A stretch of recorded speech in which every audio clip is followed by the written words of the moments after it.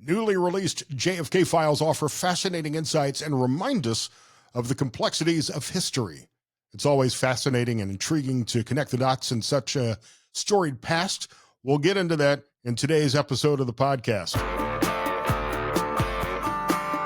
It's a Scott Sands Show.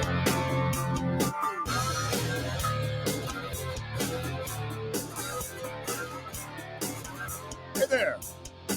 How y'all doing? It's episode 2549 of the Scott Sands Show, the podcast. Thank you for finding me on whatever platform you prefer. On Facebook, it's the Scott Sands Show. On X, TikTok, YouTube, Scott Sands Media. Instagram at Scott Sands. Subscribe on whichever platform you prefer. Also, I think we're now available on Spotify. We'll be on Apple Podcasts and the other platforms, hopefully in the next day or two. I'm working on that. I keep forgetting to do a few things along the way. Thank you if you joined into the live stream earlier. In my conversation with author Gerald Posner, who wrote the book Case Closed, Lee Harvey Oswald and the Assassination of JFK. I thought it was interesting enough and timely enough to do that as a standalone live stream. You'll hear that full segment on this episode of the show as well. And of course, March Madness continues. I'm recording the show on Friday. It's day 2 of the first round of college basketball playoffs. And my Alabama Crimson Tide are playing as I'm recording this segment. You got to get work done, even when there's great basketball on television. But I'm afraid many of us probably have a busted bracket, if in no part thanks to McNeese State and their upset over 5-seed Clemson last night. Rebound, a scramble. Hunter has it at the buzzer. It's good, but Cowboy up. McNeese has its first ever NCAA tournament victory. Bracket Buster. In our 3rd Street Cigar bracket pool with like 31 people, I think I'm tied for first place currently. Not that you care, but I think everybody's bracket is busted. And I think I saw a stat that in one of the big pools, maybe ESPN Tournament Challenge, there were 17,000 people who had 0 correct games picked. I mean, you really have to try hard not to be able to get a single game correct. Before my guest joins me, delightful turn of events just in time for the upcoming holiday season. Mariah Carey has triumphed in a court case over her iconic song, All I Want for Christmas Is You, which you either love or hate. A judge granted her motion for summary judgment, effectively dismissing the lawsuit, accusing her of stealing lyrics from Andy Stone's 1989 song of the same name. It's a Christmas miracle. It turns out that Mariah's high notes will not be interrupted by any legal woes this year.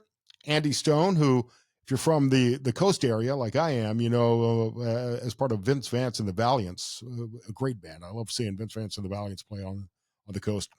Claimed that about 50% of Mariah Carey's song was a copyright infringement of his work, which I would have assumed as well after being familiar with Vince Vance's song. Judge Monica Ramirez Almondi wasn't buying it. After a thorough examination, she concluded that there was no substantial similarity between the two songs, suggesting the plaintiffs didn't quite bring their A game to court. So his case went up in smoke, much like those holiday candles that we set on fire during the festive season. So the Queen of Christmas, Mariah Carey, will continue to dominate the airwaves unscathed by this legal drama. The judge even hit Stone and his co-writer with sanctions for filing what was deemed to be a frivolous lawsuit, along with an order to chip in on Mariah Carey's legal fees, which I assure you she does not need help with. The holiday lights are bright, and this ruling ensures that Mariah can continue belting out her classic without legal shadows looming over her heartwarming tunes. The other big story today, I watched this press conference from the Oval Office earlier. President Donald Trump unveiled the Air Force's latest advancement in military technology, the F-47, a 6th-generation fighter jet. It's been in development for over 5 years. During the announcement in the Oval Office, President Trump, accompanied by Secretary of Defense Pete Hegseth, who highlighted the jet's superior capabilities, reinforcing the message of ongoing American air dominance to both allies and adversaries. Trump stated number 6, nothing in the world even close to it, emphasizing the fighter's exceptional speed, maneuverability, and payload features. The F-47 contract awarded to Boeing, which has secretly tested an experimental version of the aircraft for nearly 5 years, demonstrating capabilities that outclass those of any other nation. Trump refrained from disclosing the aircraft cost. He underscored the importance of keeping certain details undisclosed to protect national security. With this promise of advanced technology and lethality, the F-47 stands as a symbol of U.S. military strength, sending a strong message. They're not just keeping up, they're setting the pace. A couple of interesting points out of this story. One, the contract went to Boeing, which has been under fire for equipment malfunctions over the last couple of years, but this shows some confidence in Boeing, and I'm sure their stock benefited from the announcement earlier today. The other thing I love from the story is that the fighter has been dubbed the F-47. Gee, I wonder where he came up with that number. It certainly was not picked out of thin air, was it? Or could it just have been an odd coincidence? I think not. If nothing else, Donald Trump is the master of the troll, and having this fighter jet for years forward, bearing his number, his presidential number, President 45 and 47, I think is sending quite a symbol, right? Thanks to all of my longtime partners, as always. RixaHealth.com. It's the weight loss journey I've been on for about 15 months now. I'm down 100 pounds. Just got a hoodie from those guys yesterday and sized down. I can't wait to try that on. I should be wearing it today, but I'm supporting my Alabama Crimson Tide. Jamie and Mike, 4guysandaroof.com, the extreme roofer. Farnsworth Cocktail Bar, of course, may get some shrimp there later tonight since it is Friday and I am a lapsed Catholic. And you may be able to tell, maybe you can't. I got a nice beard trim today from Christy at the Art of Men's Grooming. Book an appointment with them through Vagaro. I'll share a link for them in my comments as well, so you can book a haircut, a beard trim, dye job. I got my nose hairs pulled today. Guys, have you ever had that done? Or ladies, have you ever had your nose hairs waxed? It is, well, it's not pleasant. It doesn't hurt, but I find it exhilarating. If you go in the morning, it will wake you up better than a cup of coffee, I assure you. Also, many thanks to Tucker Carlson and his company, Alp, the new Alp nicotine pouches. It's a better time if you use nicotine pouches. These are moister. They have better, longer-lasting flavor. You may want to give them a try. I'll put a link to Alp nicotine pouches. Use my link and you'll save 10% off your first purchase of Alp, and I appreciate that. You must be 21 or over. The product does contain nicotine. Nicotine is an addictive chemical. So those are our partners, our friends, and I thank you for helping put the podcast together. I assure you, I'm not making any money from this. It's my way to continue to share conversations with you and stay in touch. Please comment, share the links. I appreciate that. You can comment on X, on Facebook, on all of the platforms as well. This week, a lot of people talking about it online. Significant release, over 80,000 pages of previously classified documents related to John F. Kennedy's assassination hit the public domain. And revelations are intriguing and let's be honest, a bit underwhelming. I think we're all hoping for the smoking gun or the key to unraveling the mystery that we've been asking about for 5 decades. What we got instead was a peek into Lee Harvey Oswald's life. That includes his not-so-secret trip to Mexico City in 1963, where he decided it was a great idea to knock on the doors of the Soviet and Cuban embassies asking for visas. We thought that would be a good look.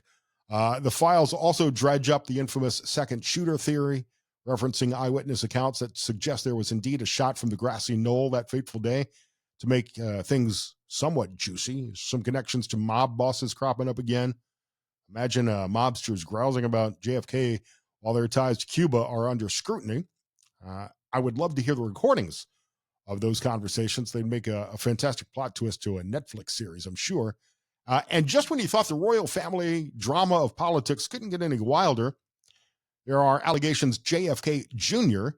once called then Senator Joe Biden a traitor. Sure, in 1994. But can you imagine what Twitter would have looked like with that kind of hot take today? It's like a time capsule of political tea, and suddenly everybody's digging through the archives to see what other juicy gossip is buried in the pages. An interesting note about the JFK Jr. memo is that it's never really been absolutely proven. I think handwriting analysis showed it may not have been JFK Jr., who was described in the memo as an unsub. You watch Criminal Minds, you know that means unknown subject. But it does claim to have been JFK Jr., although that was later disproven. And that's why I say, if you're looking at these documents on social media, you've got to understand the context of everything altogether. And it's overwhelming. The papers haven't necessarily unraveled the tapestry of conspiracy that enshrouds the assassination, but they do remind us that history is filled with characters, intrigue, and enough unanswered questions to keep the conspiracy theorists buzzing for years. You never would have been able to convince me in school that historical files could be this entertaining, yet they are. And that leads me to my first guest. Let's bring him in now. You're on the Scott Sand Show podcast. Gerald, you'll be excited to know that as an Alabama Crimson Tide fan, as you can see, I'm taking a break from watching the Alabama basketball game and March Madness to have the opportunity to speak with you, because I've wanted to talk with you all week.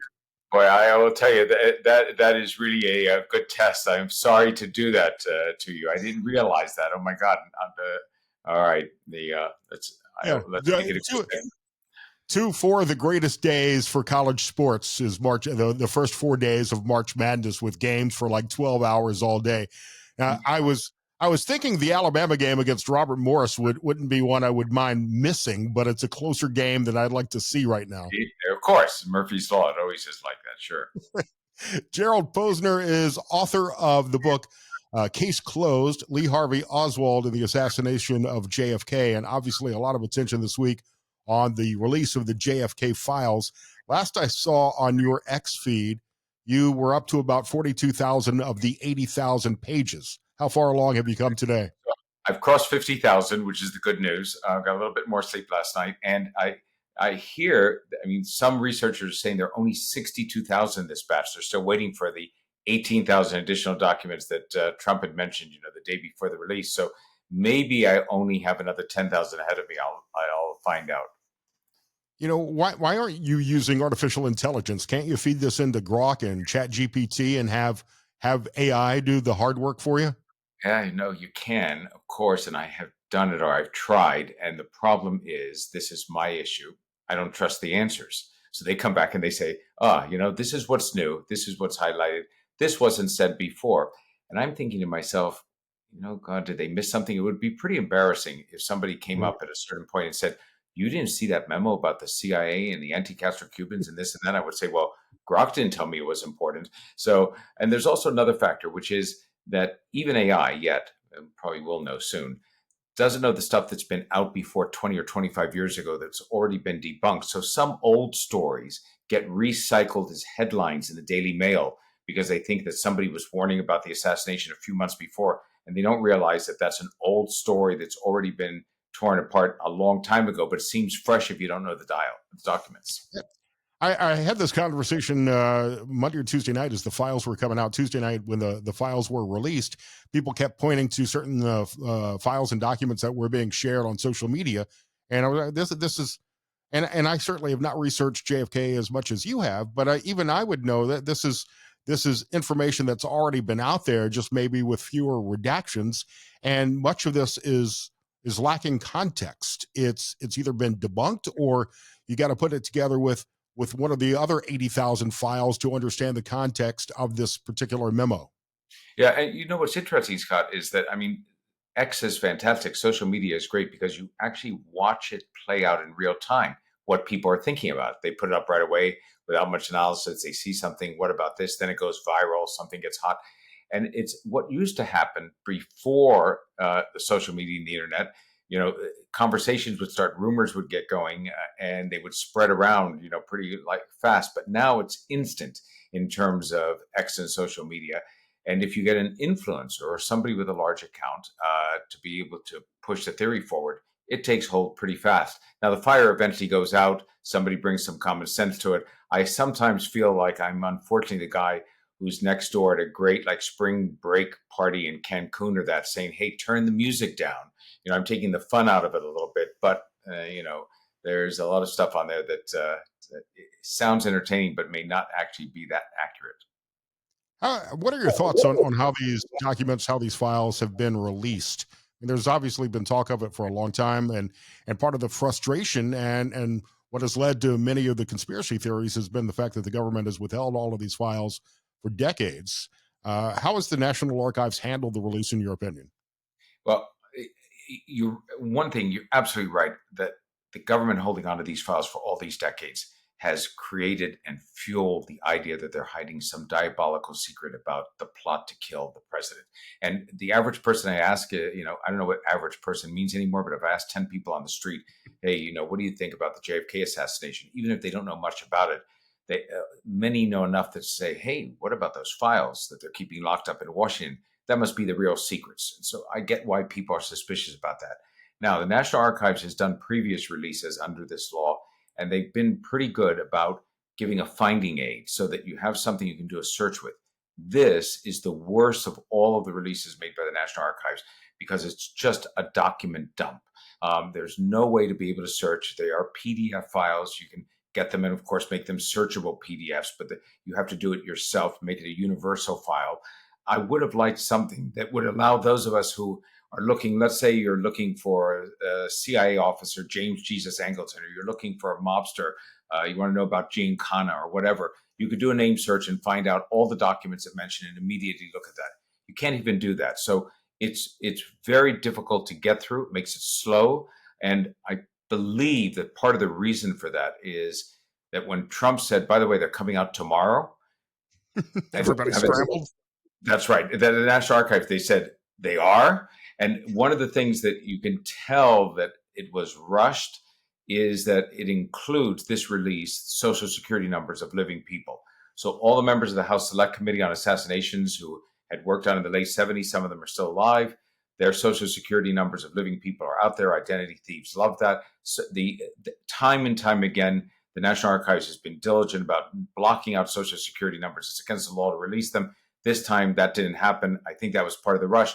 And unfortunately, what that means is I've seen other people who in good faith are putting up copies of the documents that have now been released, sometimes including the social security numbers. They're not doing it for that, but it happens to be in there. So if I'm going to put up something myself, I'm going to redact that social security number, even though you can get it from online if you want to. Just and then, of course, Gerald, you're going to be accused of redacting some critical information if you put a black line through anything. The conspiracy theorists are going to come after you. Oh and my goodness! Yeah, that'll be the end of it. You're absolutely right. They already do. I mean, I've seen on social media you're getting attacked as being, I think, a CIA operative yourself.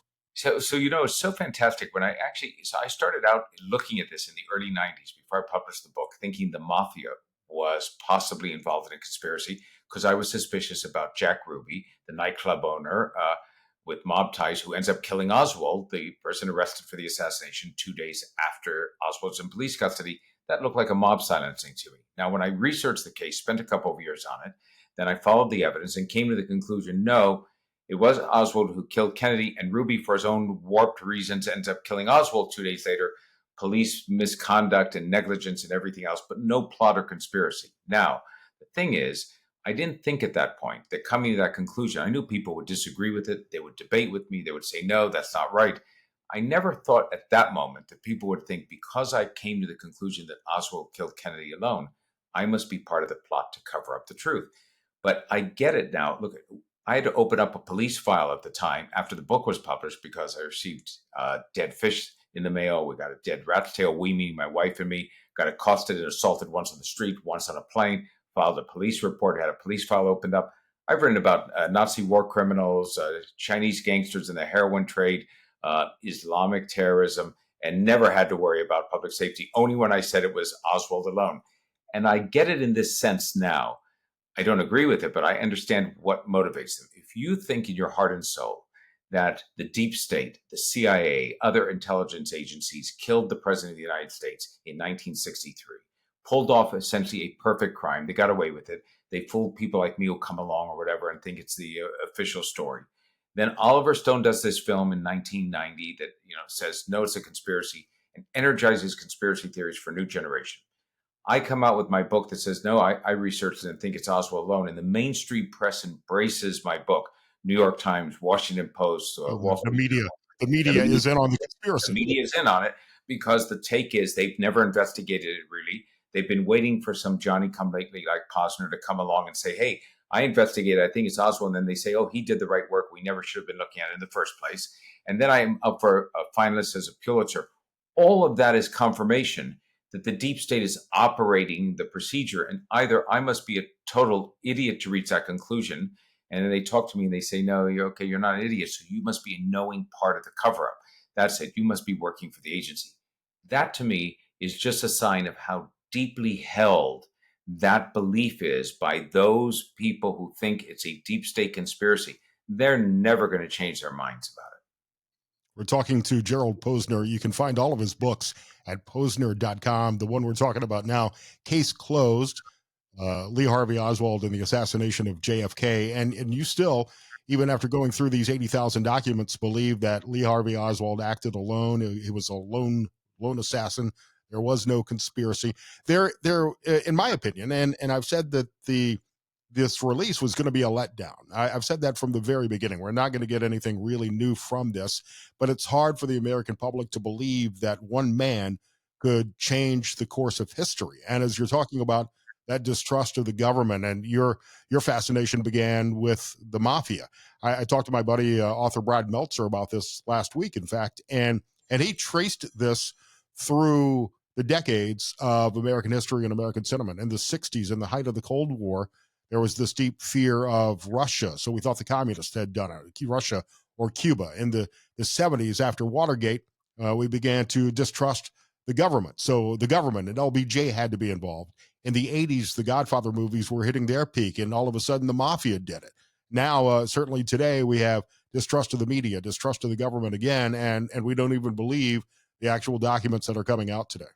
Yeah, you're absolutely right. And I do think, look, we lived after the Kennedy assassination through also a series of government conspiracies. So we also know that the government, the intelligence apparatus, the executive branch can at times conspire against public interest, and they do. It eventually unravels, but we saw it over the lies over Vietnam. We saw it in Watergate. We saw it in Iran-Contra. What turned out to be the false information that led us into weapons of mass destruction to the war in Iraq. So people have become increasingly suspect about the government always being out doing the best thing for their own goods. They look back at the Kennedy assassination through today's filter of suspicion and mistrust. And I think that, you were one of the few who hit it right when you were saying beforehand, this release will be a disappointment for many people because the expectation was so high. It was baked in that these files were going to come out and in there would be a smoking gun or something so tremendous that the case would be turned around. And I've always said, Scott, that if argue for a second that the Oliver Stone view of the world is correct, that there was a massive government plot to kill JFK. And then the question is, do we really believe that if they pulled that murder off in 1963, the only mistake they have made that would unmask the entire thing is somehow somebody in the conspiracy sent a document over to the National Archives where it's been sitting there waiting for the National Archives to declassify it at some point pursuant to the JFK Act. And nobody in the conspiracy said, oh, by the way, maybe we should break into the National Archives, which would be easier to do than breaking into a lot of other places the CIA does. Maybe we should eliminate that document and go and get it. No, they just sat back and waited for it to be declassified in the document dump. Of course, that's not going to happen. So even if it was the big conspiracy that people think about, I've always said, you're not going to get the answer in a document released from the National Archives. They're gonna send Nicolas Cage in to find the president's book of secrets and delete those pages. I mean, and look, we are gonna. I think we will see and we've already seen some of the darker sides of our government through these releases and other releases that we've seen. I mean, there's information in there about assassination attempts of foreign governments and the CIA's involvement in world affairs. Operation Mongoose is quoted so often in the JFK movie. So, I mean, there was a reason why many of these documents were withheld, but I think it was more to protect the agency, intelligence assets, methods, and sources than to protect LBJ or the mob or whoever else may have conspired with Lee Harvey Oswald. Oh, no, I agree with that. The thing that is, though, frustrating in going through these files is I do think time and time again, I'm reminded of how government agencies, I'm using that in a broad brush, but in particular the CIA, because most of these documents are CIA, some are FBI, some are Department of Defense, very few NSA. They overclassify. They use the confidential stamp too freely. They mark it all the time as confidential because somebody over there thinks that shouldn't be out. And then they fight tooth and nail to have it disclosed. A perfect example is this much awaited declassification of the 1961 memo by Arthur Schlesinger to JFK, warning about the dangers of the CIA. People have looked at that and said, you know what? Schlesinger, one of the best and brightest, one of Kennedy's top aides, had written this memo in 61 that said the CIA, it's not your friends, be careful. And that's what made Kennedy aware that the CIA was not out for its own best interest. He was thinking of disbanding the CIA. This is how the thinking goes, the jumps in between. And therefore the CIA said, no, we're not going to let you break us up. And they killed the president. So everyone's waiting for the material in this 15-page memo that has been blacked out. Of course, we all want to see what's underneath the marker that's taking it out. That's going to be the real goods. So they released it. It's declassified now. And the material that was left out was Schlesinger telling Kennedy the CIA has too much, they're using up too much of a budget compared to the Department of State. They have too many operatives in the Paris embassy under diplomatic cover. Fantastic that they all want to go to Paris to operate, right? They don't want to go to Caracas or Nairobi or someplace else. They want to be in Paris. And they are using too many sources they're paying for in South America and Europe. Now, the CIA wants this, of course, kept under wraps and redacted because they don't want to tell other countries where they're staffing their spies at an embassy and where they're using their sources, even if it's old information. But it's a staffing issue. That's what it comes down to. That's what we've been waiting all these years to find out about.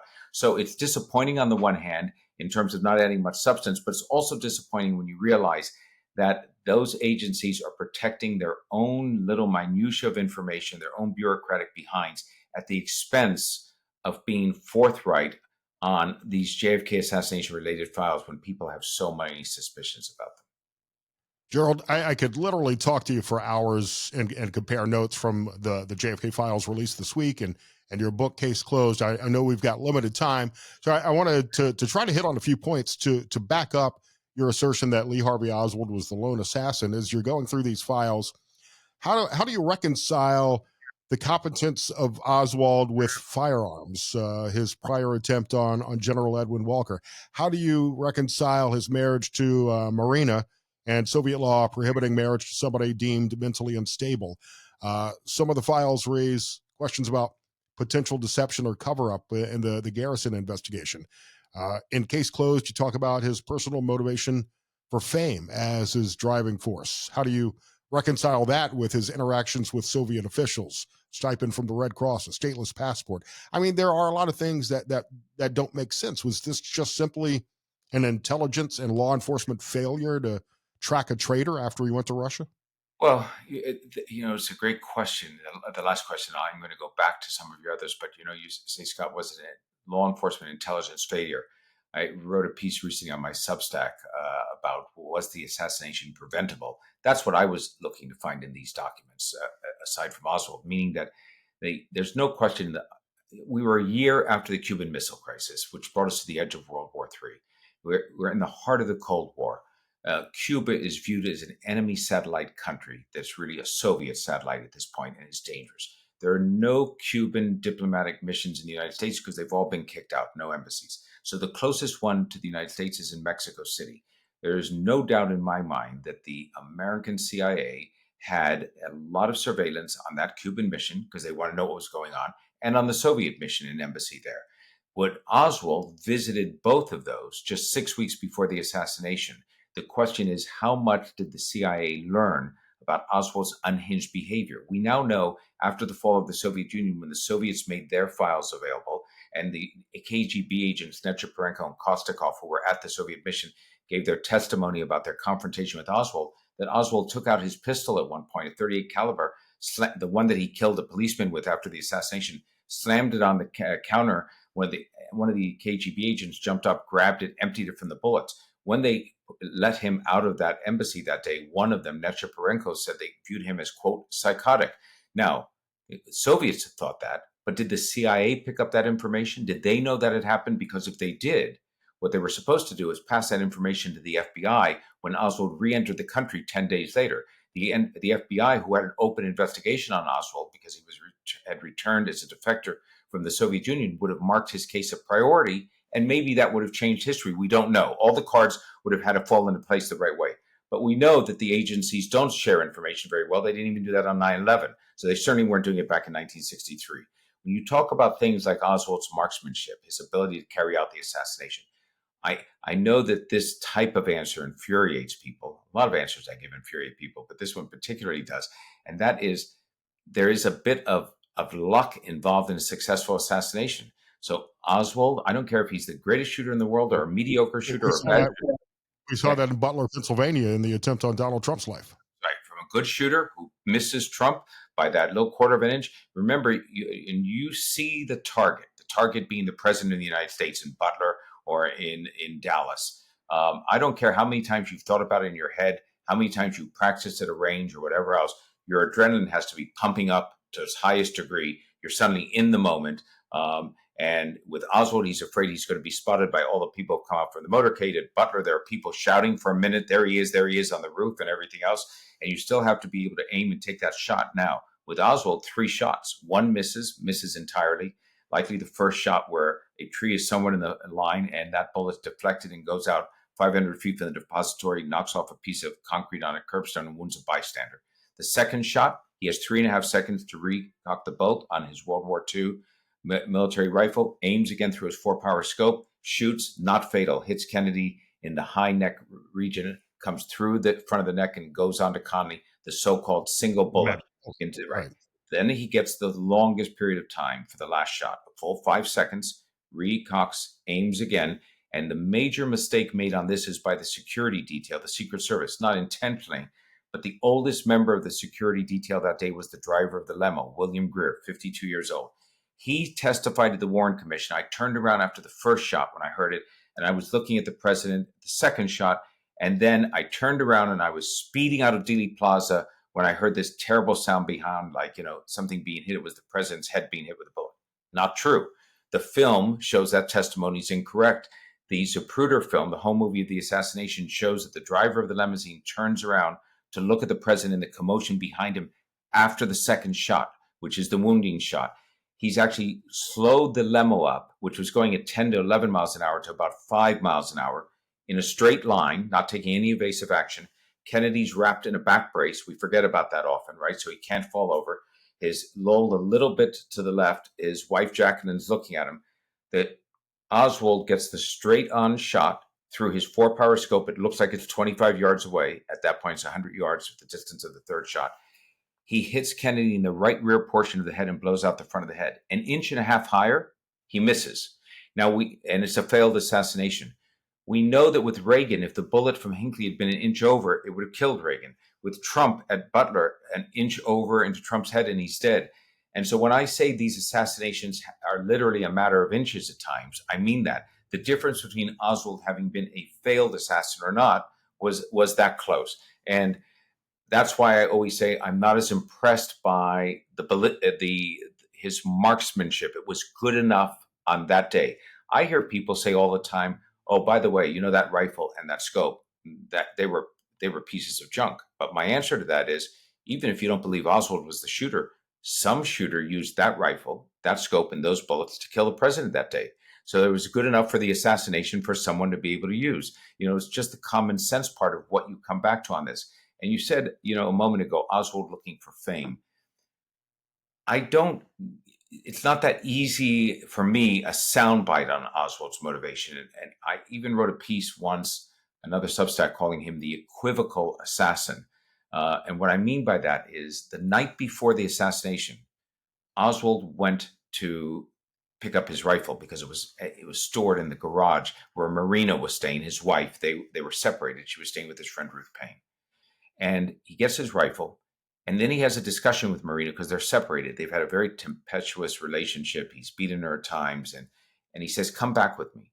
And he says, "I'll buy you a washing machine," which may not seem like a big deal, but they had very little money, and she had talked about that. He said, "Please It's come still a back." big deal today with our prices today. It's still a big deal. Yeah, right. Still a big deal.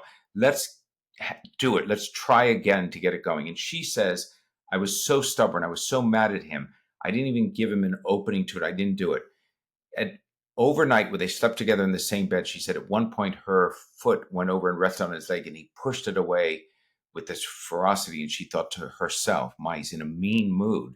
And the next morning, when she woke up, he'd already left. She noticed that he had left their life savings, essentially like $185, $190 on the dresser. She didn't see at that time that in her grandmother's like little teacup, he'd also put his wedding ring, which he had never taken off. The reason I mention all of this is I've asked myself many times, and I don't know the answer to it. If Marina had said yes to him the night before, he's 24 years old. He just turned 24 the month before. Let's get it back together. He was in love with her. Let's try it again. Would he have abandoned his plans to go in the next day with his rifle and to try to kill the president of the United States?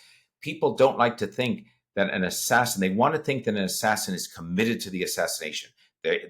Nothing else will dissuade them. It's like Sirhan writing in his notebook, "Robert Kennedy must die, Robert Kennedy must die, Robert Kennedy must die." They want that type of zealotry to it. I mean, is it possible that was he asking Marina so that if Marina said, "Yes, let's get back together," he was going to say, just kidding. I'm not serious. And he was going to go in and try to kill the president anyway? Or is it possible that that life that happened the next day, these cataclysmic events that changed American history, could have turned on whether his wife was receptive to getting back together with him? I mean, that's the mystery of Oswald. And one of the reasons that Ruby's murder of him is so infuriating and frustrating, because it's robbed all of us of a trial, of the facts being presented, of the ability to learn in real time motive. And that's the part that always makes it so difficult. So you've essentially said that JFK would have been alive had Lee Harvey Oswald gotten laid that night, is basically what you're saying. That's that. I see. I need a good boil editor. it down to the most simplest terms. See, there you are. That's the problem. I make it into this long, convoluted story, and there's the headline that goes viral. Oh my God! I can't believe I missed that. I need a good headline writer. The book is Case Closed, Lee Harvey Oswald and the Assassination of JFK. Gerald Posner here on the Scott Sand Show, Posner.com if you want to get that, or any of Gerald's fantastic books. I know we're past time. Do you have time for one more quick answer to a question? Because this is all over social media, especially X today too. The new theory, Mossad, the Israeli intelligence agency, was involved. Would you like to address that quickly? So this is so fantastic. I've written books about financing the Catholic Church, and that people think I'm Jewish because my last name is Posner. I've written about the Holocaust. I'm actually Catholic, raised Catholic in that. But I always say it's only a matter of time. You know that conspiracy theories are really getting some momentum when they finally get around to the Jews did it.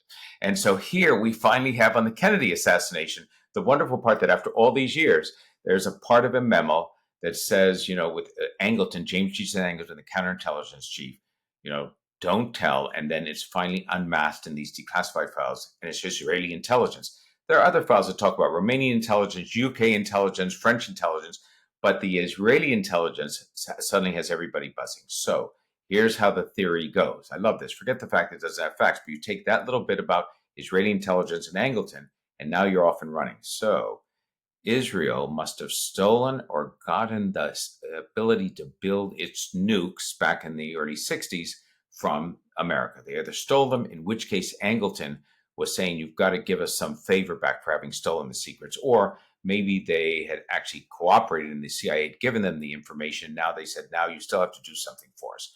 So Angleton wants the Israeli intelligence, the Mossad, to go into Cuba and be some eyes and ears for the Americans, because the Americans are dark there. They can't get into Cuba, into Castro's Cuba. And now people say, oh my God, Cuba, the Mossad, hold on a second. Wasn't Lee Harvey Oswald in Mexico City 6 weeks before trying to get to Havana? He must have been going to Havana so the Mossad could run him as an agent. Maybe they were going to train him as a super assassin. He wouldn't miss any of the 3 shots and send him back in Dallas in time for the Kennedy assassination. It's fantastic. So we're off and running. I don't know where this one ends, but I figured it was only a matter of time. I know it's getting lively when the Jews did it. Gerald Posner. It's been a few years since you've been on my show. I appreciate your time, sir. Great work, and enjoy reading the last 10 or 30,000 pages of the files. I only with the JFK files could you say 10 or 30,000 and still not be sure at this last moment how much is waiting ahead of me. I think there's probably still documents we don't even know about, if you want to be perfectly honest. Look at the Daily Mail. Scott, the other day, had the greatest headline. It said, and I'm paraphrasing here, but it's only one sentence. It said, the JFK files show nothing. And that says everything. And then the article was about the fact, of course, they say nothing. That means the real files are somewhere else. And so I thought, oh my God, it will never end. It's never. This is a generational conspiracy theory, and I love falling down the rabbit hole. I'm fascinated by the story, but when it's all said and done, it was Lee Harvey Oswald, followed by a second tragedy in Jack Ruby's assassination of Oswald. And I leave you with this. I don't mind somebody going down the rabbit hole, and then we can debate it, we can discuss it. It's unfortunate a little bit, I think, that we're going to have soon an oversight committee in Congress that's going to start a new JFK assassination investigation, not just sort of, looking at the files, but they're going to go down and they're going to try to go to the site of the murder. They're going to interview some of the doctors still alive from Parkland who are like near 90, if any are left, maybe some of the staff members of the Warren Commission who are 90 years old, and reinvestigate the case. I do mind it when we're spending taxpayer money to go down the rabbit hole. I would agree. I thought we were looking for government waste, fraud, and abuse, but maybe DOJ should take a look at them. DOJ should definitely take a look at it. All Gerald, right. I'll let you go. I know you got to run. I thank you for your time, sir. Thank you very much, Scott. It was a pleasure. And if you're watching the live stream, I'll have the full show soon. Meanwhile, I'm going to go back and watch the end of the Alabama basketball game. Bama's got a 5-point lead, if you care, with 3 minutes to go. So I gotta go cheer on the Tide. Thank you for listening. Thank you for subscribing, and a full show coming up in just a few minutes. Thanks, Gerald. Thanks, Scott. Bye. Let me leave you with one more story. Klarna, the buy now, pay later lender that's headed for an IPO, said yesterday that it's signed on as a partner with DoorDash. Another sign of momentum for public market investors in DoorDash's first BNPL, Buy Now, Pay Later alliance in America. This gives users of the DoorDash delivery service a new way to pay for meals and products. Klarna said in their press release that DoorDash customers will be able to pay in full at checkout, split payments into 4 equal interest-free installments, or defer to dates that align conveniently with payday schedules. Yeah. So I'd like to finance a large pizza from Little Caesars, please.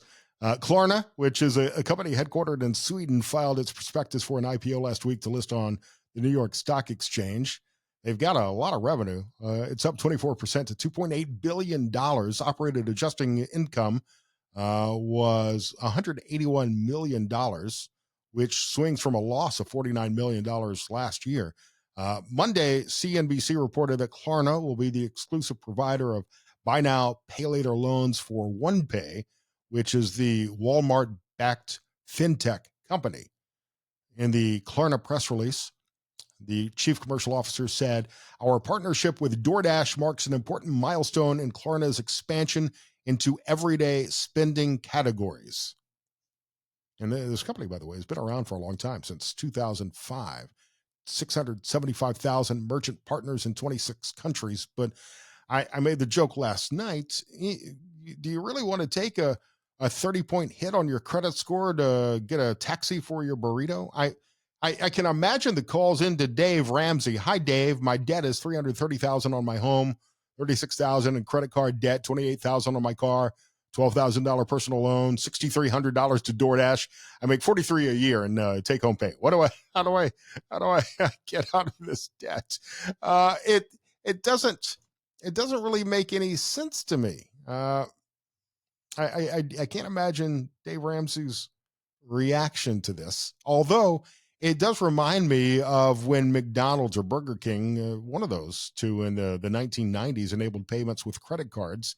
And everybody was kind of skeptical and thought that that would never take off, but it did. And I guess if you're looking for an upside to this story, because everybody's dunking on it, really, you can DoorDash groceries. I do that. I've DoorDashed food for my cat Tiger, who is lurking in the background now, telling me it's time to stop the podcast. I was out of his wet canned food at feeding time the other night and DoorDashed dinner for him and dinner for me.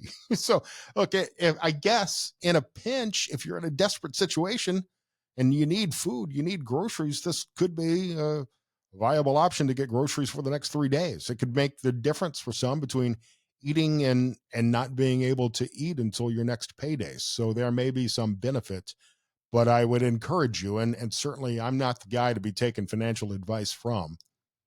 Don't finance your late night munchies. It just doesn't make any sense. That's going to do it for today's podcast. Monday on the Scott Sands Show, we'll talk to former U.S. Attorney for the Northern District of Alabama, Jay Town. We're going to break down some of these legal challenges to Donald Trump's executive actions and what's happening in the world of lawfare, the Department of Justice. That should be a fascinating conversation. Thank you for subscribing. You'll be able to find me on Spotify, and Apple Music and Amazon very soon. Meanwhile, on Facebook, The Scott Sands Show, on X and TikTok, Scott Sands Media, still on iHeartRadio, The Scott Sands Show. Please find me, subscribe, leave comments. Would love to hear from you, and please continue to support all of the local advertisers back on the old radio station. We're not mad at them. It's just business. And thanks to our longtime partners here on the podcast. Have a great weekend. Enjoy all of the March Madness basketball. By the way, I just saw it out of the corner of my eye as we're recording the segment. Alabama did beat Robert Morris. Next game for the Crimson Tide will be Sunday. Not that you care, but I thought I would share that. Have a great weekend.